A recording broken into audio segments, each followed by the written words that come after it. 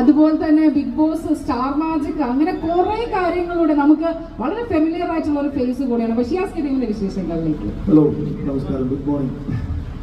ഭയങ്കര സന്തോഷമുണ്ട്. മനുഷ്യട്ടാ, പുള്ളി എനിക്ക് ഒരുപാട് മേക്കപ്പ് ചെയ്ത ആളാണ്. അപ്പോൾ എന്നെ തിരുവനന്തപുരത്തെ ഉദ്ഘാടനത്തിൽ വിളിച്ചിട്ട് വരാൻ പറ്റിയില്ല.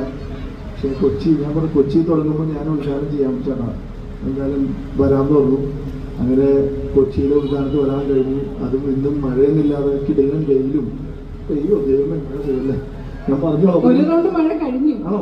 അപ്പൊ എന്തായാലും നല്ല അടിപൊളി വെയിലുണ്ട്. മണിച്ചേട്ടൻ സലൂണാണെങ്കിൽ കലൂര് എതിരെ പോയാലും കാണാൻ പറ്റുന്ന രീതിയിൽ തന്നെ ഗംഭീരമായിട്ട് എനിക്കിപ്പോ ആരും കാണിച്ചു കൊടുക്കേണ്ട ആവശ്യമില്ല. മെട്രോ പോകുന്ന ആളും കാണാം, കാറിൽ പോകുന്ന ആളും ബസ്സിൽ പോകുന്ന എല്ലാവരും കാണാൻ രീതിയിൽ തന്നെ മണി മേക്ക് ഓവർ നല്ല അടിപൊളിയായിട്ട് നമ്മൾ അങ്ങനെ തന്നെ പറയും. മനീഷ് മേക്ക് ഓവർ തന്നെ ഞാൻ വിളിക്കാറ്. ഞാൻ മണിച്ചേട്ടാന്ന് വിളിക്കാറില്ല, മനീഷ് മേക്ക് ഓവറാണ് ഫോൺ വിളിക്കുമ്പോൾ എടുക്കുന്നത് സംസാരിക്കുമ്പോൾ. ഞാൻ നമ്പർ സേവ് ചെയ്തിട്ട് അങ്ങനെയാണ്. എന്തായാലും എൻ്റെ എല്ലാവിധ ആശംസകൾ നേരുന്നു. എറണാകുളത്ത് ഗംഭീര ഒരു ഷോറൂമാട്ടോ തുടങ്ങിയേക്കണേ. വേറൊരു കോമഡി ഉണ്ട്. തൊട്ടപ്പുറത്ത് ഞാൻ കഴിഞ്ഞ 2 കൊല്ലം ഒരു സ്ഥലം ഉദ്ഘാടനം ചെയ്തിട്ടുണ്ട്. ഈ തൊട്ടപ്പുറം ഞാൻ കൂടെ നമ്മൾ ആലോചിക്കാറുണ്ട്, ദൈവമേ അത് കുഴപ്പമില്ല അല്ലേ. എന്തായാലും ഭയങ്കര സന്തോഷം.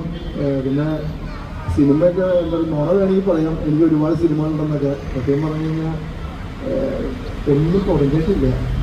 എല്ലാം തുടങ്ങില്ല എന്ന രീതിയിലൊക്കെ നിൽക്കുകയാണ്.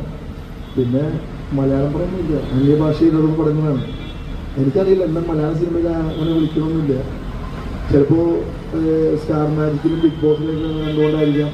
അല്ലെങ്കിൽ പണ്ടൊക്കെ പറഞ്ഞിരുന്ന ഒരു കോമഡി തുടങ്ങിയാൽ എന്നെ കാണാൻ മലയാളി പോലെ ഇല്ല എന്നുള്ളൊരു കോമഡി. ഞാൻ ആക്ച്വലി അത് പറയാൻ വരുമായിരുന്നു. ഒരു ബോളിവുഡ് സ്റ്റാറിന്റെ ഒരു ലുക്ക് ഉണ്ട്. അത് വേണ്ട, ബോളിവുഡിലേക്ക് പോകേണ്ട ആവശ്യമില്ല. കാര്യം കൈയടിക്കുന്ന ആൾക്കാരോട് പറയുമ്പോ അവർക്ക് എന്നെ ചെറിയ ഇഷ്ടമുള്ളതാണ്.